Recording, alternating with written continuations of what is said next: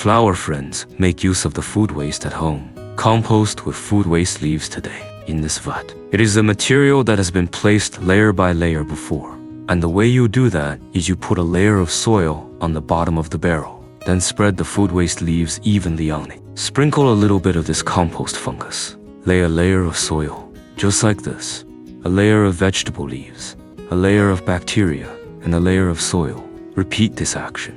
I didn't cut this vegetable leaf. It's because I'm not in a hurry to use it. Just take longer. You chop it up. It ferments faster. The material here needs to be kept moist, but not too humid. This sandwich compost method can effectively use food waste leaves.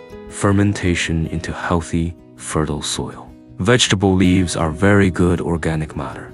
Not only can it improve soil structure, improve soil, water, and fertilizer retention capacity, it also allows plants to grow, provides a wealth of nutrients. Usually, we just need to use it reasonably. Organic waste in daily life. You can raise loose and breathable, organic matter-rich nutrient soil. At the same time, it also reduces the generation of waste. More importantly, you can save yourself money.